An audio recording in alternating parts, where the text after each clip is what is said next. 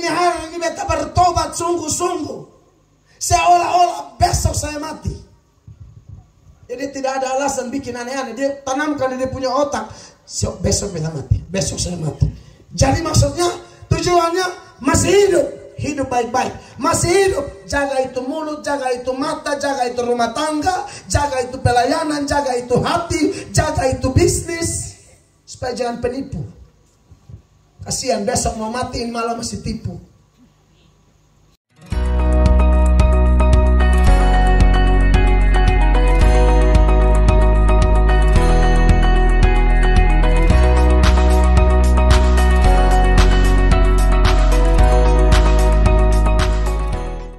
Baik, puji Tuhan, Bapak Ibu jemaat terkasih. Kalau tadi malam kita baca menurut nats yang disiapkan panitia, malam ini nats pembukanya kita pilih dari Amsal pasal 21 ayat 31.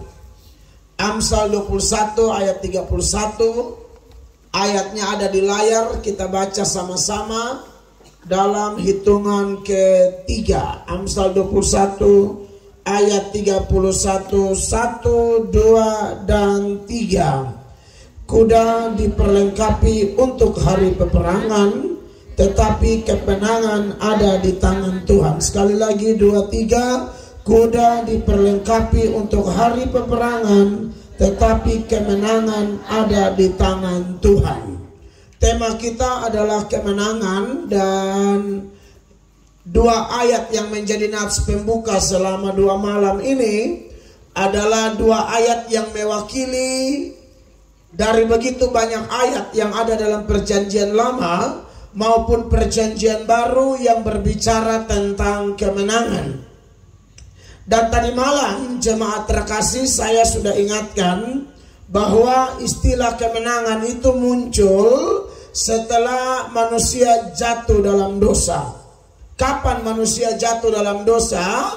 Ketika setan memperalat ular, lalu ajak ngobrol, ajak komunikasi, dan di situ manusia mulai gagal fokus. Manusia tidak pegang lagi aturan main yang Tuhan tetapkan dari awal.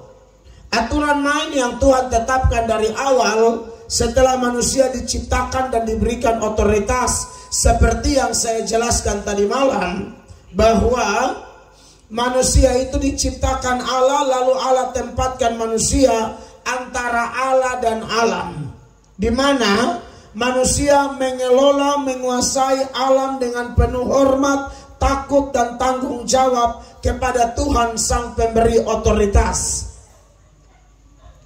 Dari begitu banyak tugas yang luar biasa yang Tuhan kasih manusia kelola alam ini, Tuhan juga memberikan aturan main supaya jangan dilanggar. Dan aturan itu ada dalam Kejadian 2 ayat 16 dan ayat 17. Kejadian 2 ayat 16-17, firman Allah berbunyi demikian. Lalu Tuhan Allah memberi perintah ini kepada manusia. Semua pohon dalam taman ini boleh kau makan buahnya dengan bebas. Tetapi pohon pengetahuan tentang yang baik dan yang jahat itu, janganlah kau makan buahnya, sebab pada hari engkau memakannya, pastilah engkau mati. Iya, jadi kalau kita lihat Kejadian 2 ayat 16-17, hanya 2 ayat ini sepanjang sejarah manusia awal diciptakan dan ditempatkan di Taman Eden itu. Ya, dan Taman Eden itu kalau ajaran Kristen beda sama yang lain. Yang lain bilang Eden di sorga. Tidak, Eden itu di bumi. Taman Eden bukan di sorga. Taman Eden itu di bumi. Taman Eden itu ya sekitar Mesopotamia lah. Kalau lihat itu 4 sungai itu, ya kurang lebih mungkin sekarang kira-kira di Republik Irak sana. Tetapi memang tentu sudah tidak mudah untuk menemukannya lagi karena sudah berapa ribu tahun, saudara-saudara ya. Saya ke Mesir saja, tempat Musa diangkat dari air, sekarang itu sudah menjadi daratan. Bahkan dibangun gereja di sana. Ya. Nah, saudara-saudara, waktu ditempatkan di Taman Eden ini, Tuhan kasih aturan main ini dikatakan, tetapi pohon pengetahuan tentang yang baik dan yang jahat itu, janganlah kau makan buahnya. Sebab pada hari engkau memakannya, pastilah engkau mati. Setan dia tahu ini aturan main.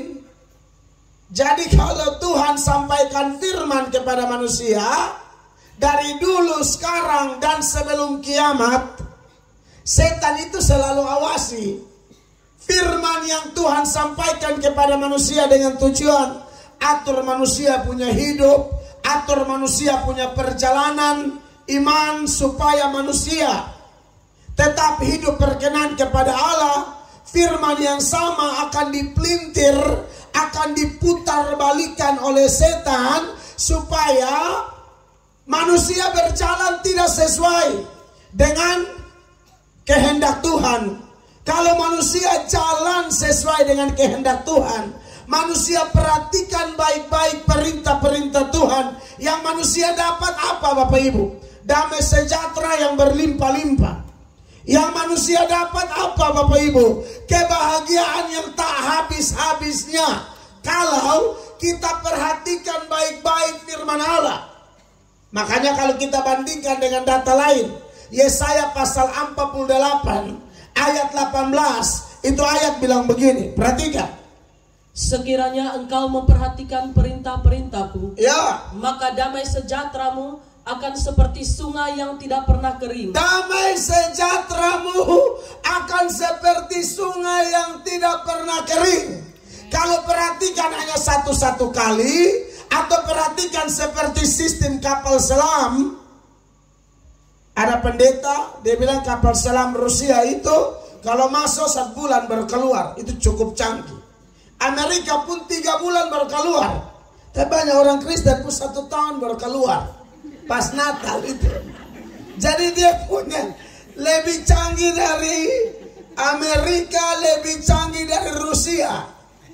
Bahkan kena kalau dia pun canggih, betul-betul canggih tuh, bisa itu bisa 2 tahun baru dia keluar 1 kali. Makanya Bapak Ibu lihat, ini kita tidak usah omong di orang lain punya daerah toh. Kita sebagai orang NTT, orang Timur, kita lihat kalau sudah mau Natal itu, biasa kalau ibadah biasa, kursi tidak sampai di luar gereja. Tapi untuk menyambut ini kapal selam, akhirnya dibuatlah tenda. Benar ini, saya mau benar ini.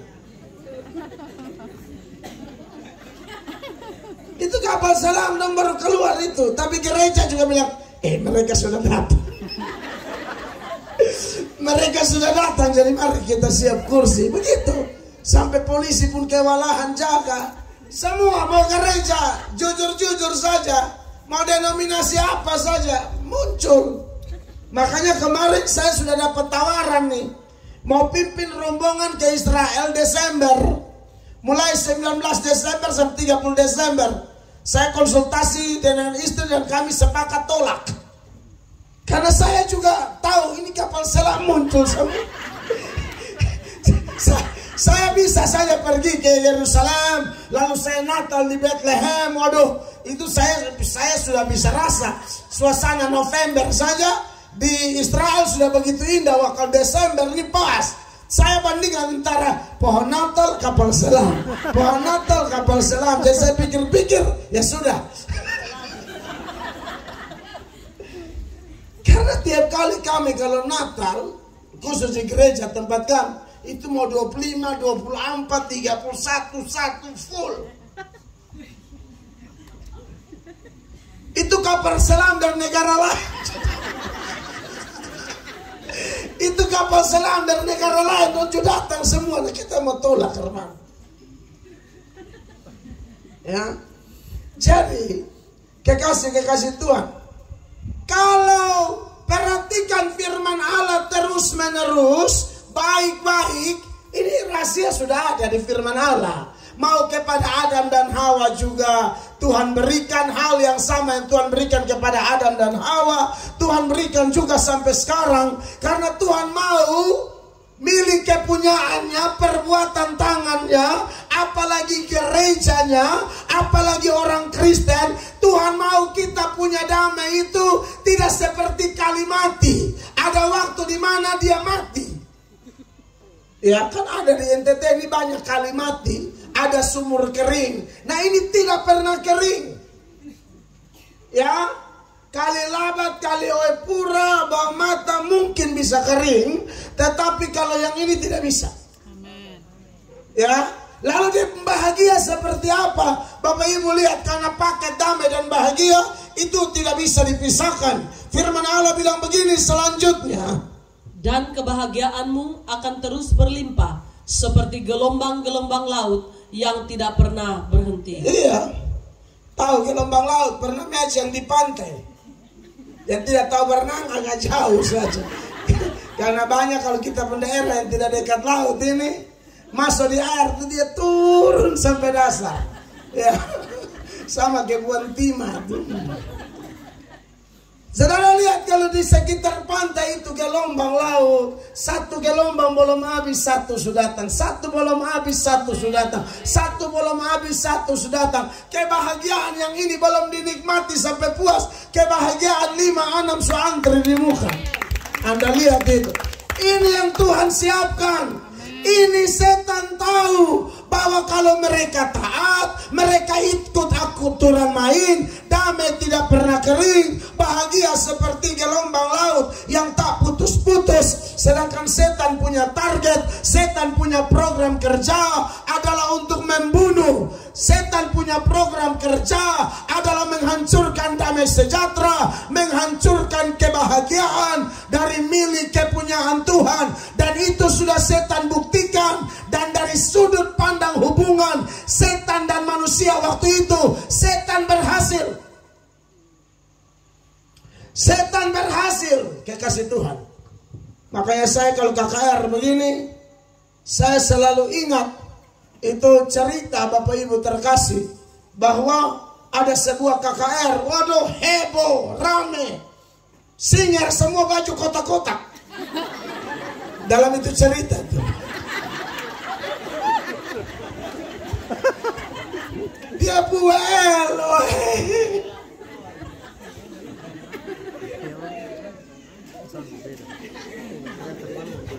dia buel di jas hitam dalam itu cerita. Dia mau ngomong kostum dia bilang, tua di mana? Oh, setan dan malaikat nonton singer kotak-kotak.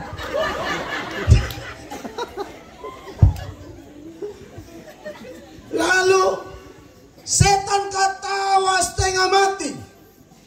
Padahal orang ada sukacita, semangat. Apalagi kalau ikut ajaran Kristen. Wow, Tuhan bertata di atas puji-pujian umatnya. Tapi setan tidak gentar. Setan ketawa setengah mati. Langsung malaikat bilang, woi setan, lu orang menyanyi lu ketawa, lu bukannya gentar kok. Lihat orang menyanyi dengan begitu semangat luar biasa. Setan bilang, woi malaikat, beta tahu dong itu 2 jam dan Tuhan Allah, 22 jam dan saya. Dalam itu cerita. Ya. Jadi maksudnya adalah bahwa setan itu dia kerja keras, lembur. Dia usahakan untuk jebak orang sampai dia bisa menggiring orang sekalipun rajin ibadah, rajin ikut KKR, tapi habis KKR tetap ikut jalan setan. Tapi itu hanya ada di cerita. Amin. Itu ilustrasi. Bet pernah baca itu di mana? Memang singer kota-kota tadi bet tambah sendiri. Karena bet dia datang, biru semua merah di atas. Jadi akhirnya dalam itu cerita tidak ada kota-kota. Tidak ada. Hanya saya mau kasih ingat semua saudara saya yang melayani maupun yang dilayani, yang ada di Naioni dan sekitarnya, bahwa KKR kita tidak boleh bikin setan ketawa. KKR kita harus bikin setan gemetar. KKR kita membuat setan bingung. KKR kita membuat setan tidak tahu mau cari jalan masuk dari mana untuk merampas damai ini, untuk merampas kebahagiaan ini. Sebab kalau kita ikut KKR tapi pulang kita bikin aneh-aneh, maka setan ketawa setengah mati. Dan saya yakin panitia yang anak-anak muda yang bikin ini KKR punya target itu, bahwa KKR ini memberi dampak luar biasa bagi Naeoni ini. Amin, saudara-saudara. Nah, kekasih-kekasih Tuhan. Jadi setan kemudian berhasil, ya. Dimulai dari ngobrol-ngobrol, dan dimulai dari apa? Mengutus alatnya. Ya, saya kasih tahu, ular itu bukan setan. Dalam Kejadian 3, dia datang kasih kacau Hawa punya otak. Lalu Hawa sudah kacau, Hawa tularkan itu kepada Adam. Selesai. Kita semua kena. Iya toh? Gara-gara pelanggaran itu, maka kita semua kena sampai hari ini. Makanya Roma pasal 5 ayatnya yang ke-12, firman Allah berkata demikian. Sebab itu, sama seperti dosa telah masuk ke dalam dunia oleh satu orang, dan oleh dosa itu juga maut.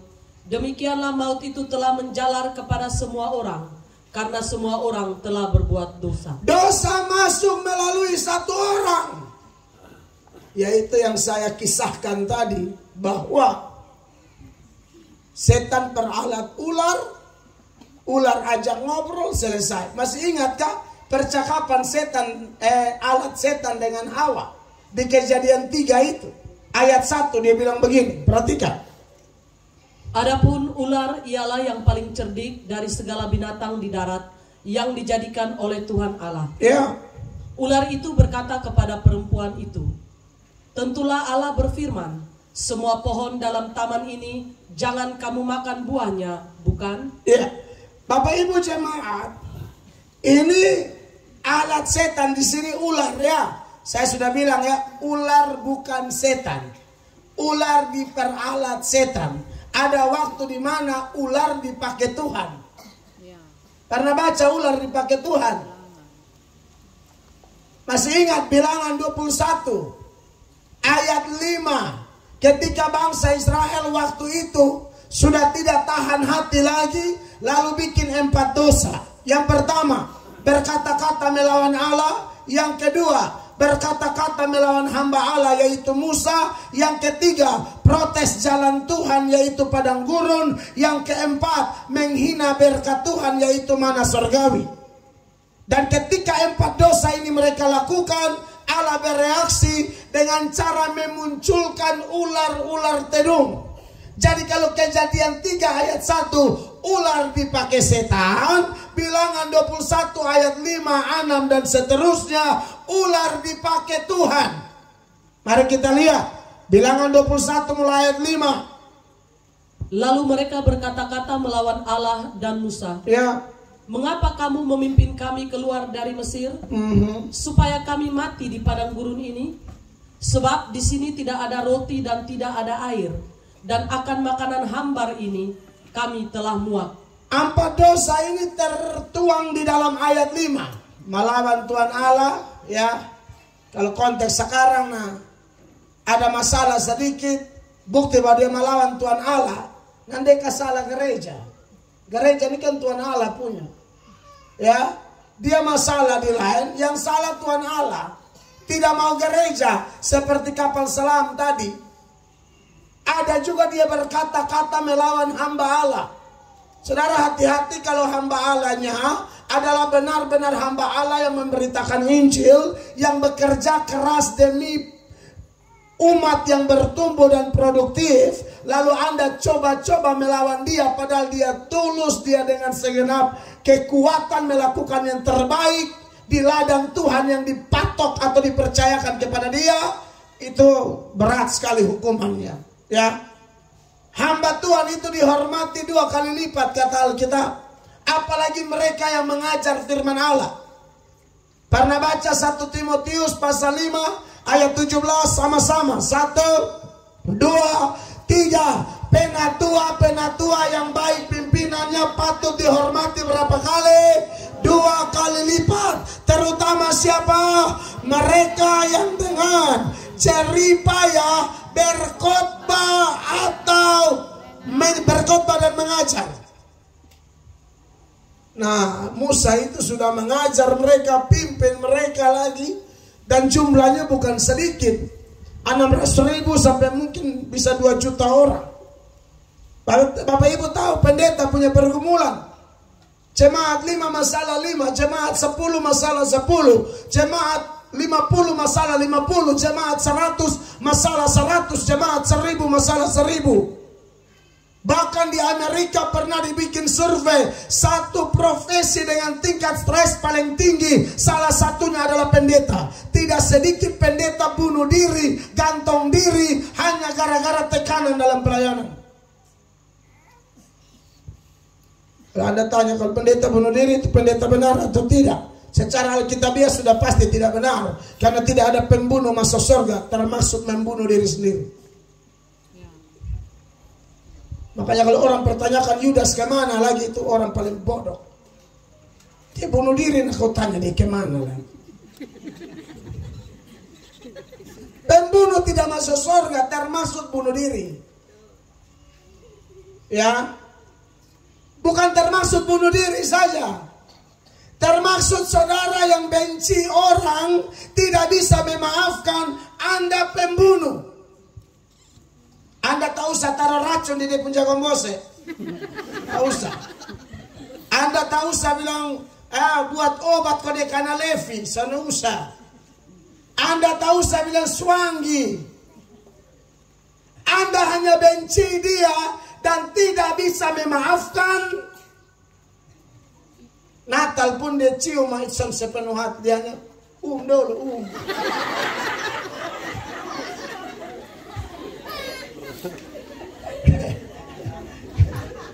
Kayak tadi malam Nona mau tutup jalan, kau dulu. Sudah nanti besok malam di pemuka tidak ada, di suara ada. Saya bisa bayangkan sebagai orang daerah timur, saya bisa bayangkan itu ekspresi Garman. Nona mau tutup sudah makanan besok. Naum sudah.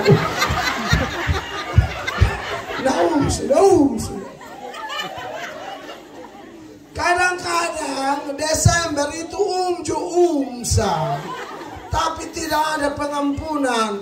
Orang kayak begitu sudah kategori akar pahit, dan akar pahit jenis itu pembunuh. 1 Yohanes pasal 3 ayat 15, firman Allah bilang begini, setiap orang yang membenci saudaranya adalah seorang pembunuh manusia.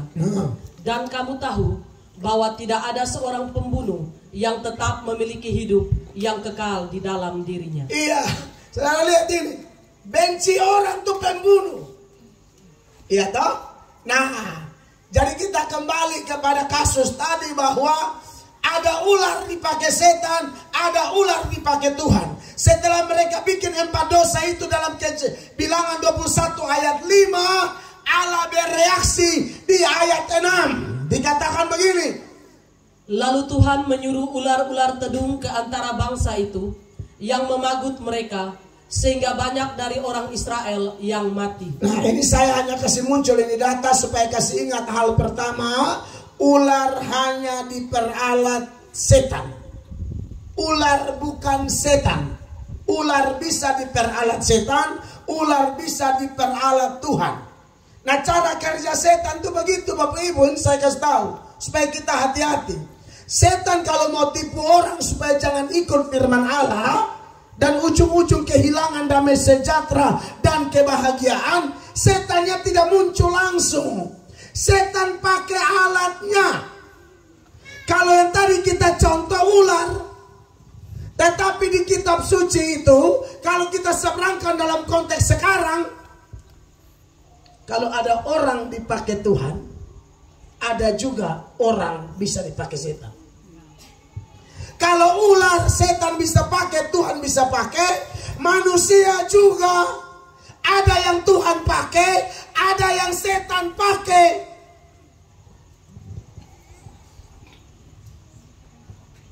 Kalau manusia yang Tuhan pakai, kalau kita jabarkan lebih lanjut, contoh-contoh yang saya khotbahkan tadi malam. Kalau yang Tuhan pakai ya,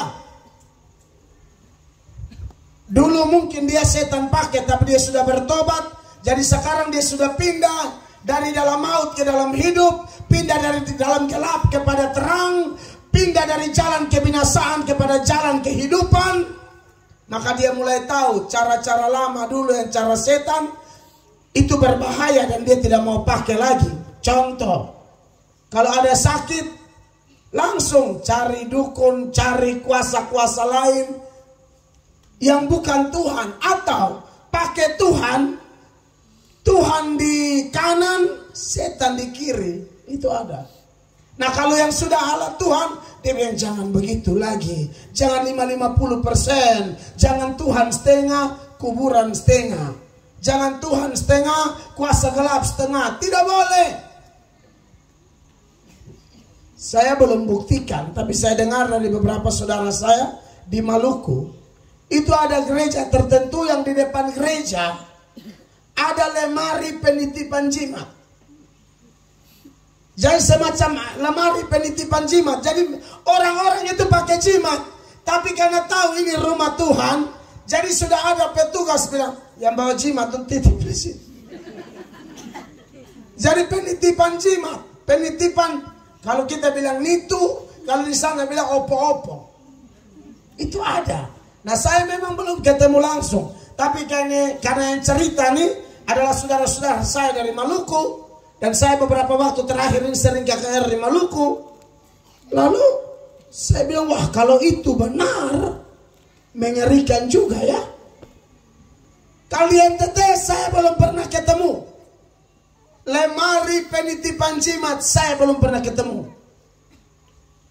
Tapi majelis wangi saya pernah ketemu.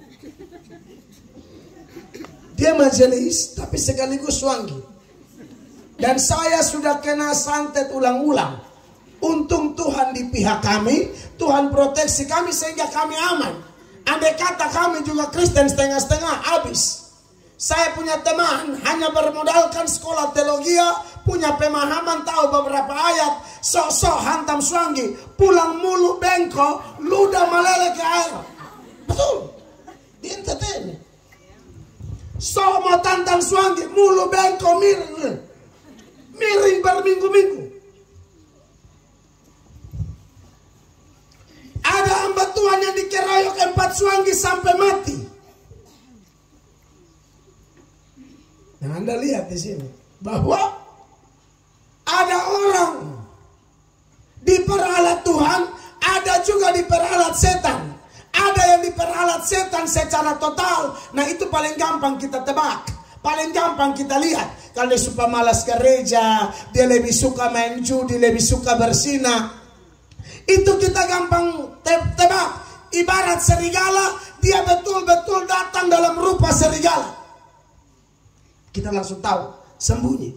Tapi yang lebih bahaya, dia serigala, tapi dia pakai jaket domba. Itu paling bahaya. Dan saya mau bilang, itu paling banyak di gereja.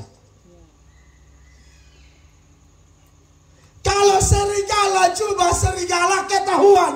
Oh, serigala datang, kita menghindar. Tapi ini serigala datang bulu domba, kita pikir kawan. Bergaul lama-lama, ternyata inilah alat yang diperalat setan, yang kemudian kiring kita kepada hal-hal yang bertentangan dengan firman Allah, yang kemudian membuat damai hilang, sukacita hilang, bahagia hilang.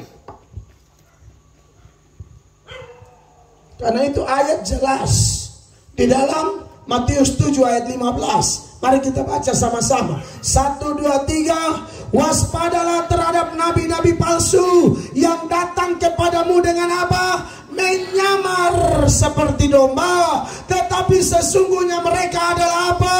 Serigala yang buas. Ini Ini perlu diwaspadai ya. Di sini dicontohkan nabi. Anda lihat ini. Nabi palsu. Nabi dalam konteks agama Yahudi maupun Kristen. Itu jabatan rohani yang tinggi. Nabi, rasul, imam. Kalau nabi saja ada yang serigala berbulu domba, maka Anda jangan bilang pendeta tidak ada. Ada. Kalau nabi saja ada, maka bisa ada pendeta itu ternyata serigala. Tapi dia berbulu luar, kau pikir domba. Nah kalau pendeta saja ada serigala berbulu domba, apalagi majelis, ketua rayon. Makanya ini perlu diwaspadai. Ada tidak ketua persekutuan doa ternyata serigala? Ada.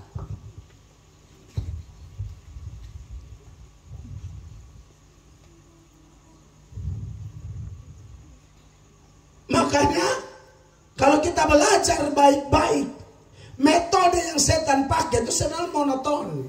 Begitu-begitu saja. Hanya dalam konteks lebih modern sesuai zaman. Kalau dulu dia pakai ular, sekarang dia pakai orang. Ya kalau orang dia pakai, maka dia bisa pakai handphone, dia bisa pakai laptop, dia bisa pakai internet. Makanya kita berlomba-lomba pakai ini alat semua. Ya musik ini bisa pakai untuk setan, bisa pakai untuk Tuhan juga, itu repot. Makanya pemuji-pemuji yang betul-betul sudah cinta Tuhan, mereka bilang kita harus rampas musik-musik bawa kepada Tuhan. Makanya lu mau menyanyi pakai lagu hip hop, mau apa, yang penting untuk Tuhan. Karena mereka memang punya target rampas itu musik-musik. Kalau tidak setan yang pakai. Makanya kekasih-kekasih Tuhan, di malam yang diberkati ini, saya hanya mau ingatkan ya, kita lihat dari cara kerja setan ini, bahwa dia bisa peralat ular dan juga dia bisa peralat orang. Sedangkan Tuhan juga bisa peralat ular. Bahkan faktanya Tuhan pakai banyak orang. Kita diperhadapkan dengan pilihan. Kita mau dipakai oleh siapa? Amin. Kasih Tuhan. Kita mau dipakai oleh siapa? Dipakai oleh setan atau dipakai oleh Tuhan? Lalu Anda lihat dalam Kejadian pasal 3 ayat 1 itu. Setan peralat ular.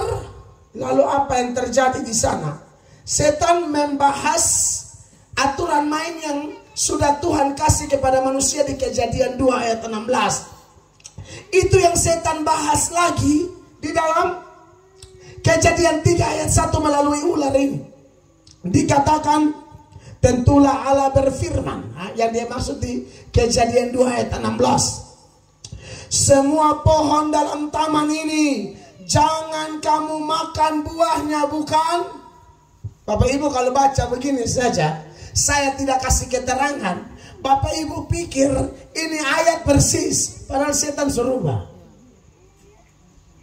Sudah lihat ya, yang dia bilang begini, semua pohon dalam taman ini jangan kamu makan buahnya, bukan? Kalau Bapak Ibu bandingkan dengan Kejadian 2 ayat 16, ini ayat aslinya ini, Bapak Ibu tidak ketahuan karena dia hanya rubah satu kata. Makanya kalau baca Alkitab tidak jeli, habis kita. Perhatikan ini ayat, baca dulu buat kita. Lalu Tuhan Allah memberi perintah ini kepada manusia. Semua pohon dalam taman ini boleh kau makan buahnya dengan bebas. Saya harap Bapak Ibu bisa apa ya? Semua pohon dalam taman ini boleh kau makan buahnya dengan bebas. Ada satu kata di sini yang dibuang dan ditukar oleh setan. Kata yang dibuang adalah kata boleh. Ya. Makanya di Kejadian 3 ayat 1, boleh sudah tidak ada lagi. Dia rubah dengan jangan. Perhatikan.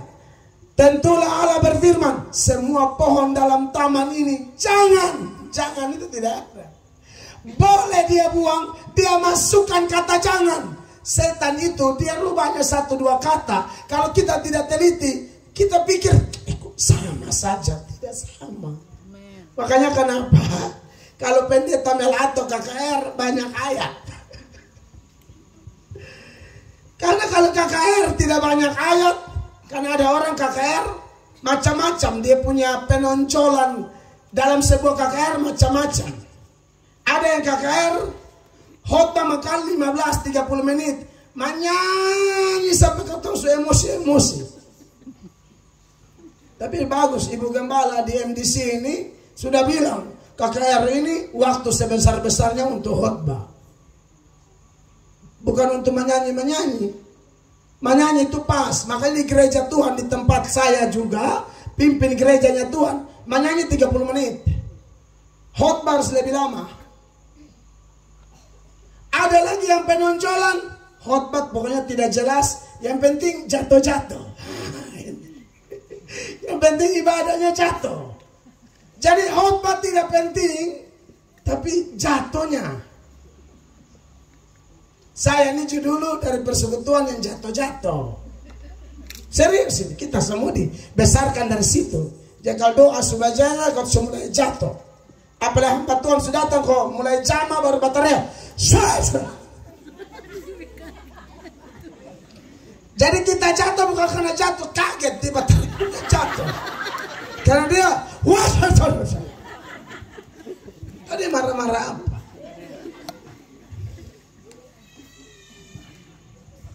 Kalau doa bilang singkirkan kuasa gelap, dia bukan singkirkan, shame. Jadi hanya shame. Hancurkan, bukan hancurkan, hancur. Kita kaget kan? Nah, saya juga begitu ikut, karena semua suruhmu ada yang datang, lihat pendoa Mas Darjau, cek posisi, rubuh sendiri, karena saya juga pikiran ini jatuh. Soalnya begini, saya lama loh berputar dengan, waduh, dan kita bangga sekali kalau jatuh-jatuh. Saya nanti sudah bertobat, baru saya cek, coba kasih tunjuk ayat tentang jatuh. Di mana? Lu mau kasih tunjuk Daniel, Daud, itu bukan didaktis, itu deskriptif. Saya sangat paham hermeneutik, ilmu tafsir Alkitab. Tidak bisa pakai cerita jadi rumus. Rumus dalam Alkitab itu, ini karena kita sedang bicara setan suka tipu ayat, maka saya perlu jelaskan ini kepada saudara-saudara di Neoni. Yang bersifat rumus di Alkitab itu namanya didaktis. Isinya ada 3. Perintah, larangan, janji. Hanya ini 3, itu rumus. Perintah, saling mengampuni, nah itu harus.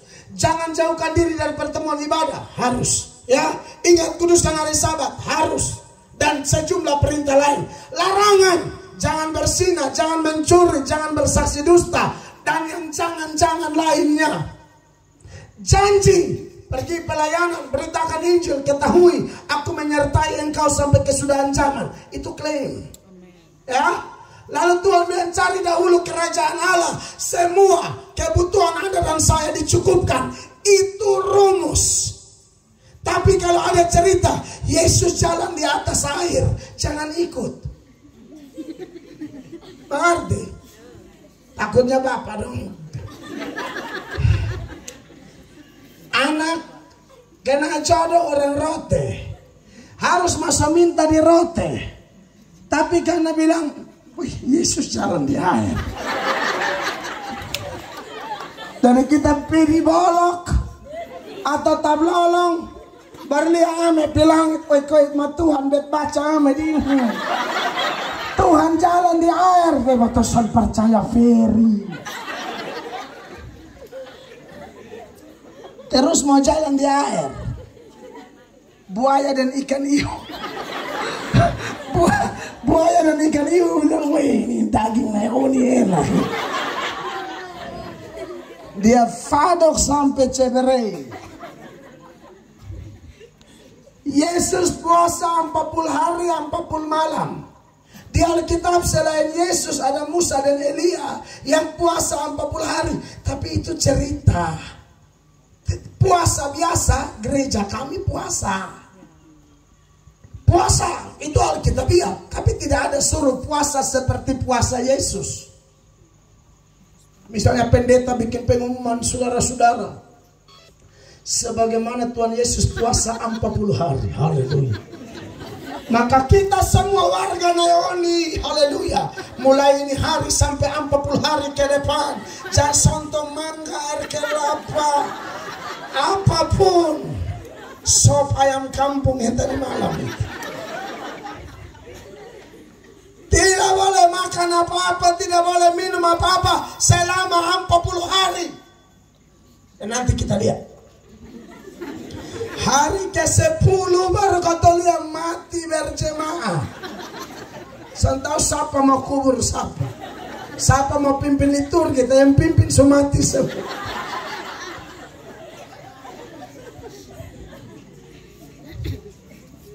Oke, jadi kalau ada cerita, oh ada Daniel di hadirat Allah Reba, itu cerita, tidak selamanya begitu. Itu bukan rumus. Nah dulu kami suka sekali ya, khotbah firman Tuhan, tapi dia pun jatuh-jatuh itu. Sampai pendeta berlewat, di mana yang jatuh memang.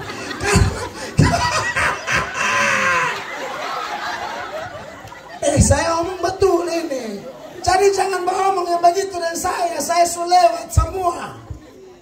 Segala hal yang bilang ada doa-doa juga nanti bilang kau semua pulang, takutnya satu nona bateria masuk kembali. Saya adalah Yesus. Kita takut semua. Kau ini nona nama Kori, kau sudah jadi Yesus. Ayo kau masuk semua. Saya pernah mau tes salam pulang dan begini. Mel. Yesus. Aku adalah Yesus. Anda lihat ini ajaran model apa ini? Tapi dulu kalau kami masih bodoh, kami percaya minta ampun. Jadi Anda yang minta maaf yang mesti omong kasar. Anda yang masih percaya begini, Anda ditipu. Ini beta barang mainan nih di persekutuan kayak begini, aneh-aneh. Satu Tuhan semasuk. Ini bukan Yesus lah. Akulah Bapa. Akulah Bapa. Saudara dari Yesus sama sudah. Ini Bapa. Siapa mau jalan? Jangan ada yang keluar siap. Berlutut semua, berlutut. Berlutut begini cuy. Salah satu berlutut terlalu lama dia bilang, Bapak. Dan yang satu kan sudah jadi Bapak ini. Dia bilang, akulah Bapak. Jadi lutut kan sudah lalu sakit gatal. Bapak, kenapa? Bapak minta maaf, Bapak ini lutut gatal. Bapaknya bilang begini, Garut bodoh. Garut bodoh. Arusan ini kita kacau betul. Langsung itu niat sekolah teologi langsung tinggi. Aduh harus sekolah nih, bahaya ini. Bahaya nih kalau pimpin umat tidak sekolah, bahaya kita. Saudara, orang sesat itu bukan karena jatuh bangun. Yesus bilang orang sesat karena tidak ngerti kitab suci. Matius 22 ayat 9. Yesus menjawab mereka, kamu sesat sebab kamu tidak mengerti kitab suci maupun kuasa Allah. Apa yang buat orang sesat? Tidak ngerti kitab suci. Makanya tidak bisa hanya modal semangat. Khotbah bateria. Tadi bateria apa? Apa minta maaf Bapak Ibu ya? Sama kayak gereja di Amazing Grace. Itu yang bikin gereja S1, S2, calon doktor. Baru kita khotbah sembarang. Amsal 19 ayat 2 mengatakan begini. Perhatikan Bapak Ibu. Tanpa pengetahuan kerajinan pun tidak baik. Ya. Orang yang tergesa-gesa akan salah langkah. Semangat tapi sembarang karena tidak tahu pengajaran yang benar.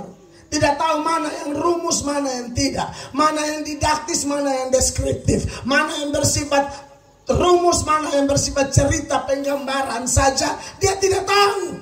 Dia pikir pokoknya ada di Alkitab, ikut. Jalan di air sudah. Kalau mau ya semua di Alkitab lu ikut. Jalan di air.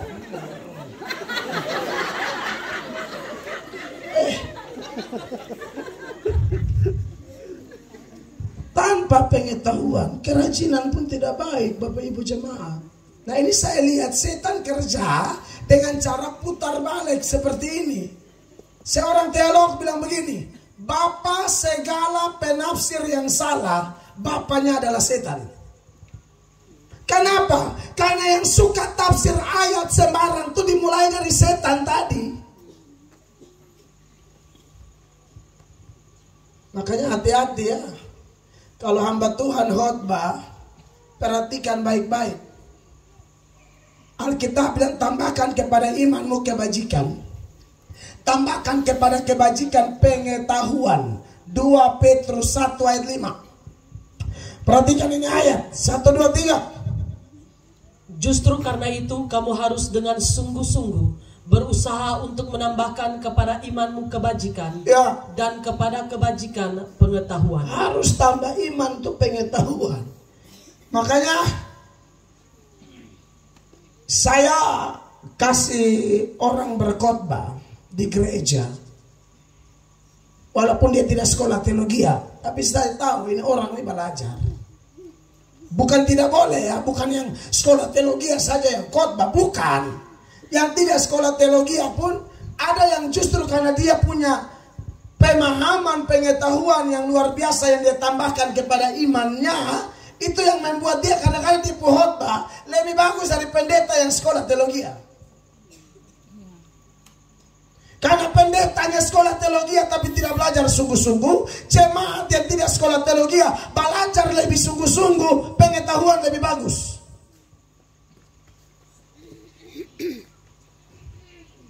Makanya jadi jemaat, Bapak Ibu di Naoni, mengingat setan tukang putar balik ayat, maka sebagai jemaat saya pesankan, siapapun yang khotbah, termasuk saya malam ini, paling bagus tuh datang ibadah bawa catatan.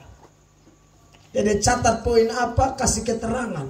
Waktu dia baca Kejadian 3 ayat 1 tadi, mulai kasih keterangan. Oh, ternyata ular hanya alat setan. Kalau ular bisa diperalat setan, berarti manusia juga bisa. Mulai keterangan lagi di ayat itu saja. Ada pelajaran lain. Setan melalui ular rubah ayat firman.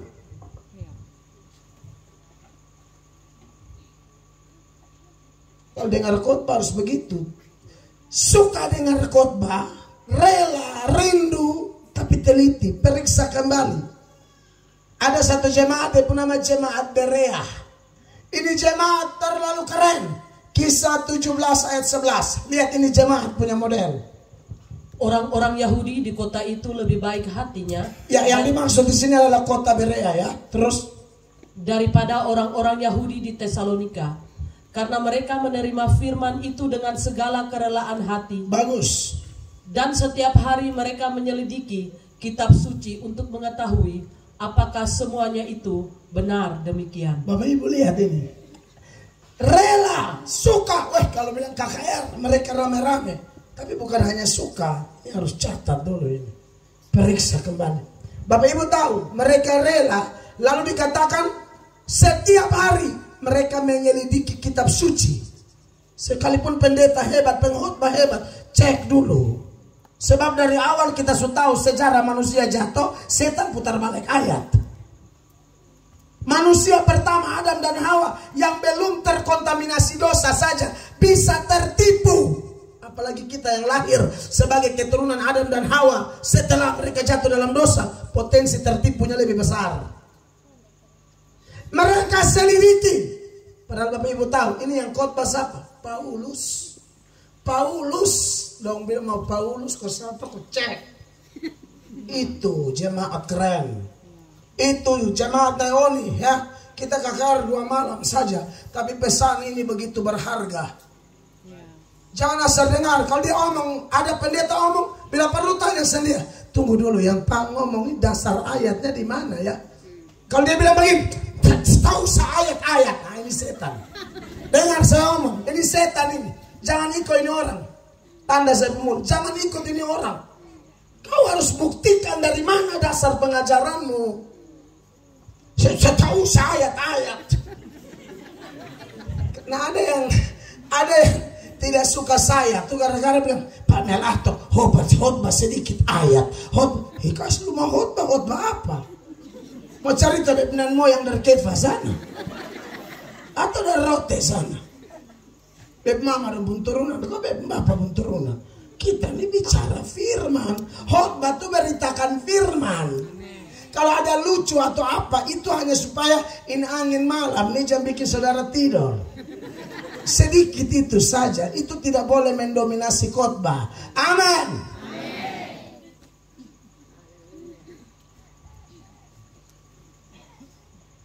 Lihat ini jemaat luar biasa. Saya harap jemaat di Naeoni begitu ya. Dengar firman catat. Nah, kalau mana bisa catat kalau Anda dengar firman tidur? Orang catat saudara yang tidur ini. Anda yang tercatat.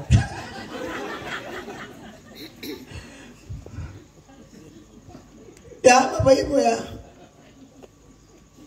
Kalau orang tanya, Pak Mel, apa sih rahasia gereja yang Pak Mel pimpin itu berkembang?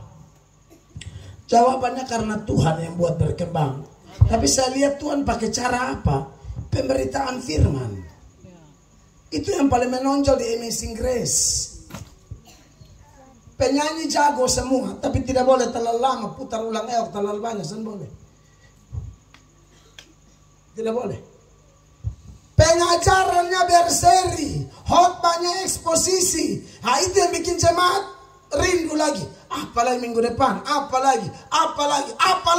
Mereka datang terus karena mereka terikat dengan firman. Saya tidak suka ikat orang dengan sinode. Saya GSA, saya tidak akan ikat orang dengan GSA. Biar mereka terikat dengan firman dan Roh Kudus, titik. Bahkan banyak orang yang datang ke gereja itu saya tidak bujuk jadi anggota itu. Coba pergi tanya. Kecuali mereka yang lapor diri. Kalau pergi gosok-gosok di belakang, mari sudah. Sentipe pendeta murahan begitu. Tidak ada, cek siapa yang saya bujuk, tidak ada. Mereka dibujuk oleh Roh Kudus. Saya tidak ada bujuk-bujuk orang. Tidak ada pernah soya. Gabung kok. Maksudnya saya tahu mereka ini juga ada gereja lain. Lalu mereka berkunjung. Tapi satu kesimpulan sebagai warga negara yang punya aturan main di negara ini, dia punya hak ya. Dia memilih terserah, tapi bujuk-bujuk tidak. Seperti kayak di gereja di Jakarta, kita baru datang tanya alamat, telepon terus. Telepon. Caranya cara lama. Waktu saya masih jadi mahasiswa teologi, saya bilang kalau beta jadi pendeta bisa pakai yang cara. Dan memang saya tidak pakai sampai hari. Anggota semua yang tergabung tahu siapa yang berpigar di mana, tidak ada. Mereka terikat dengan firman. Amen.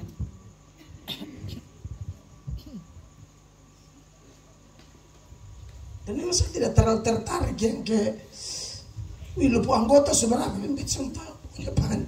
lu pilih ya sendiri sih. Makanya ada orang tuh yang bangga sekali ngomong yang begitu-begitu. Kalau bukan berarti kita abaikan administrasi ya, bukan itu maksud saya. Tetapi dalam hal kalau hanya cari anggota sesegala cara dipakai apa yang tidak alkitabiah, saya tidak mau. Ada gereja pengajarannya kacau tapi rame. Karena apa? Tiap minggu tuh makan besar. Jadi pas khotbah tuh gak mau tidur, kalau makan, haleluya, waktu Tuhan telah tiba. Semua. Nah itu. Beta kalau Tuhan becek ya bikin mati orang-orang. Saya hantam ini di Amerika, di Australia. Di Australia teman saya, orang tua dari Pak Bro Andy Ambarita, tahu ya? Andy Ambarita yang YouTuber penyanyi itu, Breok. Papanya tegur keras satu jemaat karena namanya pendeta tuh kan kasihan, dia khotbahin satu tidur. Tapi kalau makan bangkit dengan kantong-kantong plastik mau bungkus semua tuh dia bangkit semua. Woi, itu langsung dia hantam di muka umum, kau yang cari makan saja kau. Stop kau ya, jangan gereja di sini lagi. Oh saya suka itu, bagus.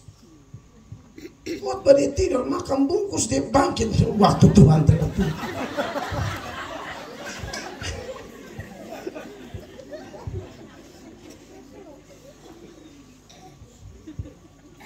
Kemarin di Atlanta di Amerika saya ngomong ini.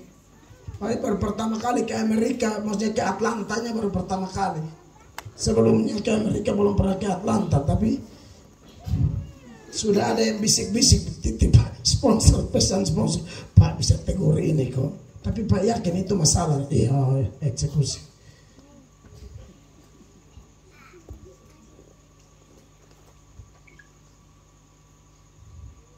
Jadi setan suka tipu ayat. Bapak Ibu masih ingat khotbah tadi malam? Kalau bicara kemenangan pasti ada peperangan. Peperangan untuk mendapatkan kemenangan ada senjatanya. Senjata yang sudah kita bahas tadi malam adalah kebenaran di dalam dan kebenaran di luar. Oke? Itu di Efesus 6 ayat 14. Ayat 15-nya berurusan dengan pembahasan saya malam ini. Ya, ayat 15 dia bilang begini. Kakimu berkasutkan kerelaan untuk memberitakan Injil damai sejahtera. Nah, senjata mengalahkan setan adalah memberitakan Injil damai sejahtera. Injil damai sejahtera yang dimaksud di sini adalah Injil yang asli, Injil yang betul-betul Alkitabiah. Paulus bilang, kamu tidak boleh sabar saja kalau ada orang menyampaikan Injil yang lain. Dengar, setan itu penipu. Kalau ada nabi asli, setan bisa bikin nabi palsu. Ya, kalau ada Mesias asli, setan akan tiru Mesias palsu. Kalau ada rasul asli, setan akan bikin rasul palsu. Kalau ada Injil asli, dengar Bapak Ibu, setan akan bikin Injil palsu atau Injil yang lain. Kalau yang kita pakai untuk kalahkan setan adalah Injil yang benar. Jadi ketika Injil yang benar diberitakan, itu adalah peperangan, penyerangan secara langsung kepada kekuatan setan. Makanya kenapa kalau Injil yang benar diberitakan, kocar-kacir setan. Saya yakin itu. Saya ngomong ini di Naeoni. Mengingat begini, nabi palsu itu Alkitab berkata dia pergi ke seluruh dunia. Maka saya yakin Naeoni tidak lolos. 1 Yohanes 4 mulai ayat 1. Saudara-saudaraku yang kekasih, janganlah percaya akan setiap roh, tetapi ujilah roh-roh itu, apakah mereka berasal dari Allah. Sebab banyak nabi-nabi palsu yang telah muncul dan pergi ke seluruh dunia. Nabi palsu akan muncul atau telah? Telah berarti sudah. Kapan mereka telah muncul itu? Kapan surat ini ditulis? 90 sampai 95 Masehi kurang lebih. Sekarang 2022 Masehi. Kalau tahun penulisan saja nabi palsu sudah banyak dan sudah ke seluruh dunia, apalagi tahun ini sekarang lebih banyak. Seluruh dunia. Termasuk Naeoni atau tidak? Termasuk. Makanya saya kalau lihat tema kemenangan, wah ini mesti kasih tahu. Saya punya saudara di Naeoni, baik orang tua, orang muda, entah dari gereja mana, waspada.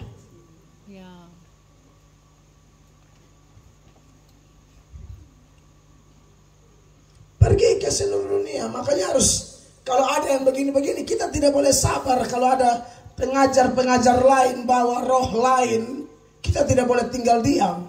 Paulus mengecam jemaat di Korintus gara-gara apa? Orang sampaikan Injil lain juga, dia hanya begini, kau asma bilang apalah. Itu mesti tegur. Itu mesti tegur. 2 Korintus pasal 11 ayat 4. Ini kecaman loh ya. Saya baca, saya sepeda pun ada kecamannya dapat.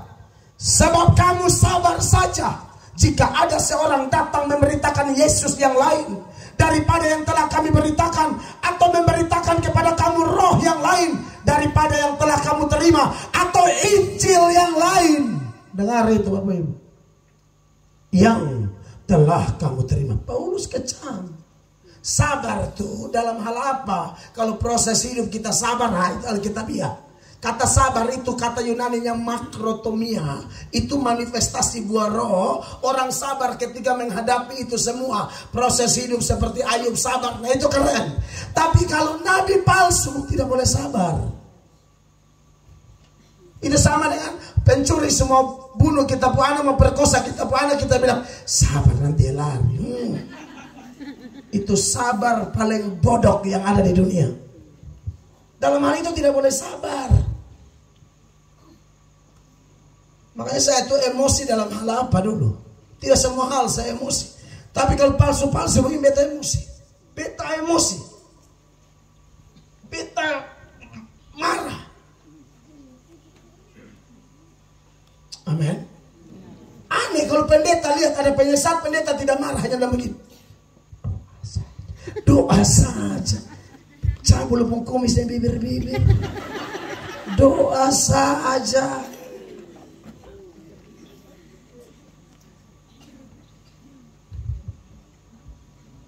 Kok doa saja? Ini kecaman loh.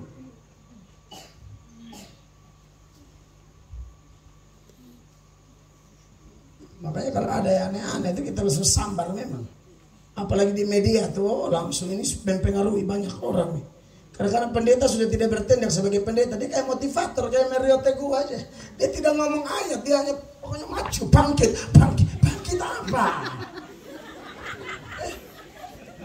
Maju, bangkit, maju, bangkit, maju, bangkit.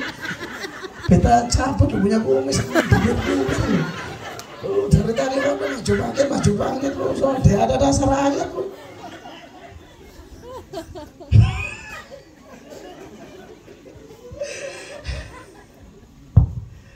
Haleluya. Amin. Naoni. Amin. Anak-anak muda dong. Nanti kapan-kapan Pak tim anak muda bikin KKR, jangan KKR sah, kasih Ibu Gembala seminar tanya jawab di gereja, itu good. Kalau begini kan monolog toh, orang mau bertanya juga repot. Tapi kalau dialog enak. Nanti tanggal 26 nih kami di Soe, ulang tahun yang peristiwa air jadi anggur. Saya lihat di jadwal saya ada tanya jawab. Nah itu pas. Game itu yang buat. Itu baru enak. Sehingga apa yang kita mau tanya, kita tanya. Tidak ada orang hanya asal klaim-klaim sepihak.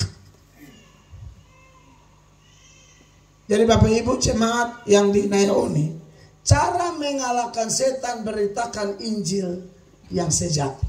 Amin.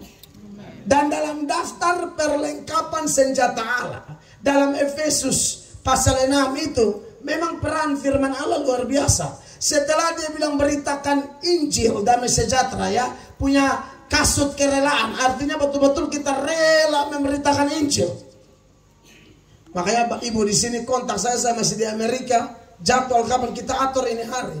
Karena besok ada jadwal beritakan Injil lagi, lusa ada jadwal beritakan Injil lagi, dan terus beritakan Injil.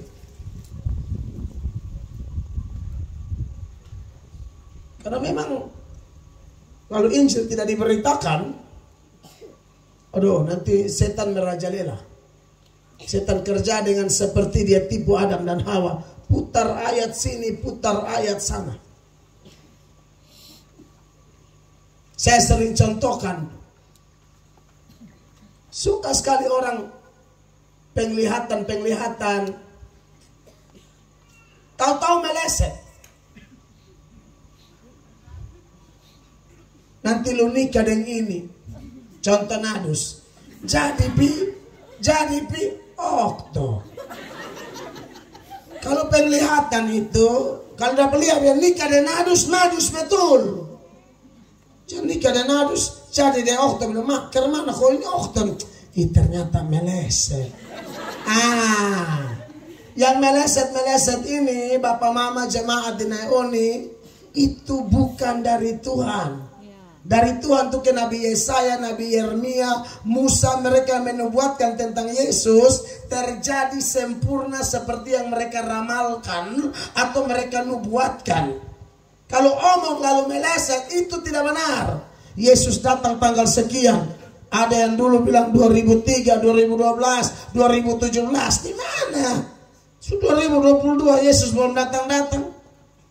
Yesus mau datang kapan Tuhan Yesus berurusan. Tuhan Yesus kedatangan kok tidak bisa diduga. Jadi kalau menduga-duga pasti salah. Karena tidak bisa diduga. Jadi kalau berurusan siap sah. Mau datang kapan kalau penting bertobat. Amin. Kedatangan Yesus itu namanya eskatologi universal. Dia datang angkat gereja. Gereja song-song dia. Itu dia nama eskatologi universal.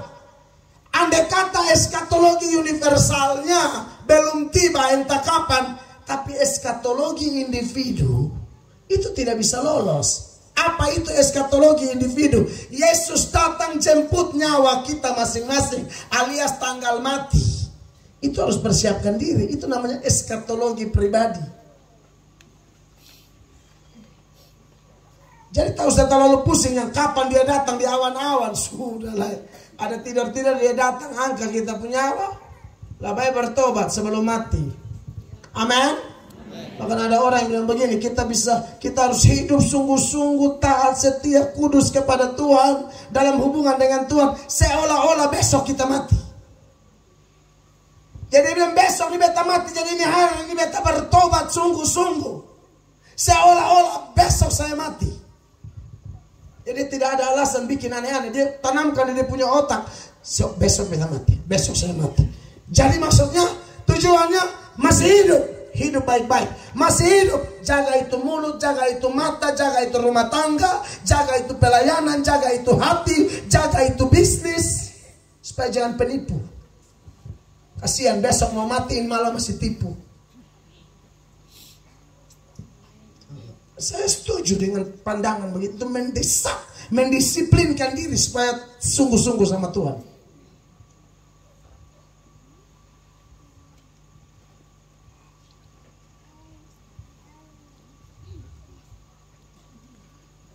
Jadi senjata untuk menang adalah firman Tuhan. Selain memberitakan Injil, ada istilah perisai iman. Ternyata perisai iman di ayat 16 dari Efesus pasal 6, dia bilang begini. Dalam segala keadaan, pergunakanlah perisai iman. Sebab dengan perisai itu, kamu akan dapat memadamkan semua panah api dari si jahat. Siapa yang menyerang kita dengan panah api? Dia bilang si jahat. Si jahat itu gambaran siapa? Antek-antek setan. Untuk kasih kalah ini serangan atau dakwaan-dakwaan setan, pakai perisai iman. Bapak Ibu tahu arti perisai iman di sini apa? Ternyata itu adalah iman dan percaya kita kepada setiap janji-janji Allah. Setan suka mendakwa kita bilang begini, Bapak Ibu. Kau ini hidup terlalu kotor. Setan dakwa begitu. Sekalipun kita sudah bertobat, sudah pemberesan, sudah serahkan diri, tapi kadang-kadang masih bermain di pikiran kita. Setan serangnya di pikiran. Lu penipu, lu putar balik. Dia ingatkan lagi dosa yang 4 tahun lalu. Atau dia ingatkan lagi dosa yang 2 bulan lalu. Padahal kita sudah beres. Tapi setan dakwa. Nah, Anda tangkisnya pakai apa? Pakai firman. Firman yang mana? Contoh 1 Yohanes 1 ayat 9. Anda dapat berkata di dalam pikiran Anda, karena Anda tahu setan sedang serang Anda. Anda berkata, aku sudah mengaku dosaku, dan aku percaya jika aku mengaku dosaku, Allah setia dan adil, maka Allah akan mengampuni aku dari segala dosaku dan menyucikan aku dari segala kejahatanku.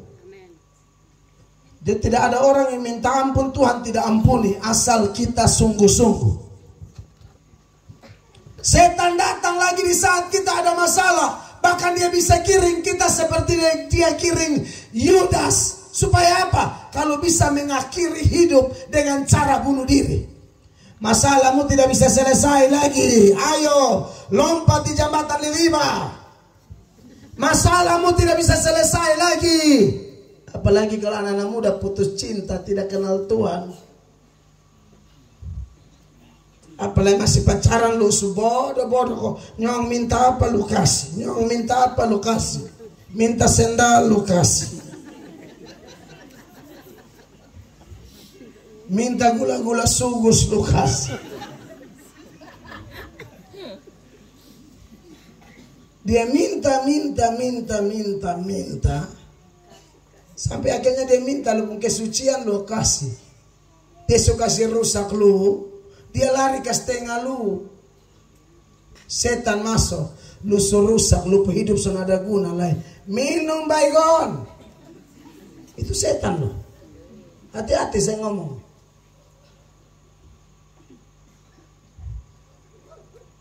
Tapi kalau anak Tuhan sejati tidak akan mudah seperti itu. Amin. Pacaran belum cocok, tidak jadi, ya sudahlah. Itu tidak ada masalah. Tidak ada bunuh diri hanya gara-gara putus cinta. Saya punya kenalan pendeta. Wih, kalau khotbah bahu naik, gayanya keren situ.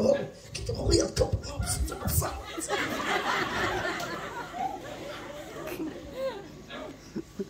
Mereka pasangan yang di Kupang nih. Pasangan yang menurut saya, aduh keren deh. Nona Jumalayani, Nyongju bahu tangka. Maksudnya melayani bahu tangka. Oh enak dong kalau pegang mic tuh. Tuhan ada di sini sudah suka. Asik gitu lah. Lihatnya ada cocok. Takutnya Nona minta putus. Dia kecewa, langsung kecewa dengan Tuhan, kecewa dengan pelayanan yang dulu begitu omong sedikit Roh Kudus, omong sedikit kekudusan. Ketemu orang sedikit Hosana, GBU, orang balas GBI. Aduh, ketemu orang tuh istilah agama semua, rohani. Tapi Nona minta putus, hidup di bar tiap malam minum mabok. Bukan dulu kan lagu rohani menyembah, sonda ini di bar baru. Pergilah kasih. Buta huruf satu. Dulu, haleluya. Yesus Tuhan. Ini sonda pergilah kasih.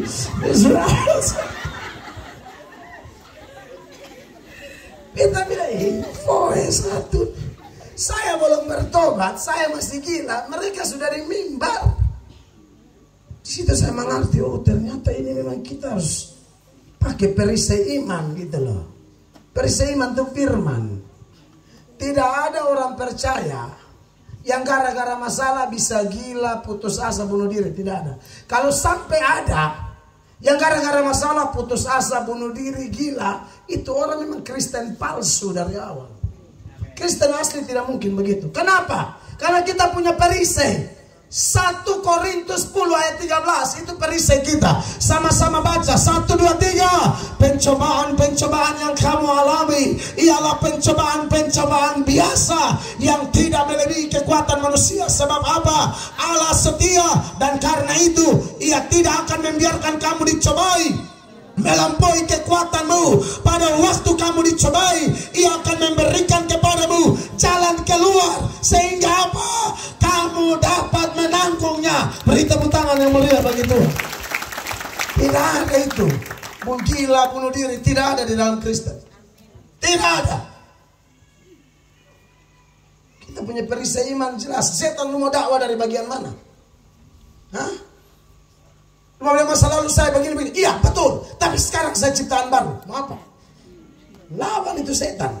Setan kan tidak bisa bikin apa-apa kita. Dia hanya main di pikiran saja. Jadi anak Tuhan sejati harus pegang kuat-kuat firman Allah. Bila perlu hafal ayat. Bagaimana bisa ada perisai iman? Setan ganggu hanya bilang begini. Pokoknya di Alkitab. Di mana? Di mana? Pokoknya. Hah?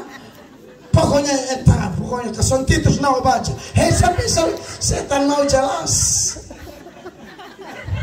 Son Titus mau baca.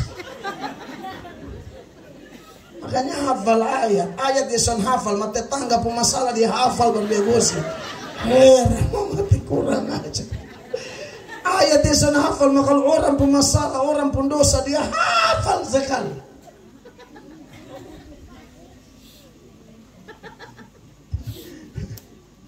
Saudara-saudara, tidak cukup dia sudah beritakan Injil itu firman toh, perisai iman juga firman toh, ada satu dia nama pedang roh, itu juga firman. 17 Efesus 6. Dan terimalah ketopong keselamatan dan pedang roh, yaitu firman Allah. Pedang ini kan Paulus pakai penggambaran perlengkapan tentara Romawi ya. Satu-satunya senjata yang berfungsi ganda, bisa serang dan bisa bertahan, itu pedang. Pedang itu bisa serang, bisa tangkis. Serang, tangkis. Jadi pada waktu kita beritakan firman, kita sedang serang setan. Setan serang balik, kita tangkis. Amin. Makanya harus kuat dalam firman. Bapak Ibu terkasih, ini senjata semuanya ada arti. Lalu yang berikut, kehidupan doa kita harus kuat ya, supaya kita berkemenangan. Sebab peperangan kita ini seumur hidup Bapak Ibu. Kapan Bapak Ibu dan saya mati baru kita berhenti berperang. Mengingatkan kita bahwa agama kita ini bukan agama santai-santai, agama peperangan. Hanya orang yang bisa berperang, hanya orang yang perang yang bisa melihat kemenangan. Amen. Maka kita perlu saling mendoakan ya. Karena ayat 18 dia bilang begini, saudara-saudara, dalam segala doa dan permohonan berdoalah setiap waktu di dalam roh. Di dalam roh tuh ini bukan bahasa roh. Kalau bahasa roh ayatnya di Korintus paling banyak. Kalau yang ini berdoa dipimpin, dikuasai, dikendalikan oleh roh, ya. Dan berjaga-jagalah di dalam doamu itu dengan permohonan yang tak putus-putusnya. Untuk siapa? Segala orang kudus. Nah, ini kan KKR oikumene toh. GKPB berdoa kasih GSA, GSA berdoa kasih GBI, GBI berdoa kasih GBI. Begitu. Jadi kalau ada gereja yang dia berdiri sendiri rasa dia hebat, kau tahu tidak kita ini satu keluarga. Jadi kalau ada yang memisahkan diri, kau pikir kau yang pisahkan diri, setan yang giring kau keluar dari tubuh Kristus. Hati-hati. Maka diberkatilah pendeta-pendeta dan jemaat-jemaat di Naeoni yang sampai hari ini masih satu hati sambil berkata, untuk memenangkan Naeoni tidak bisa hanya GKPB, untuk memenangkan Naeoni tidak bisa hanya GBI, untuk memenangkan Naeoni tidak bisa hanya Gemit, untuk memenangkan Naeoni tidak bisa hanya Geresia. Kita semua gandeng tangan. Pak Lurah di mana? Hah? Sana? Padahal waktu sujanji.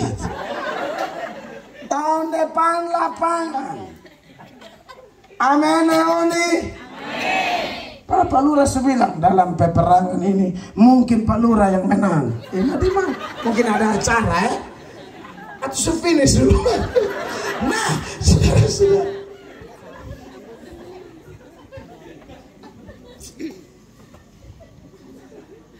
Berdoa untuk semua orang, amin. Dan tolong orang Naeoni, ini pas, ini ayat ada om. Doa kasih kami, sebut kami pun nama, Pamel Ato, Ibu Gembala.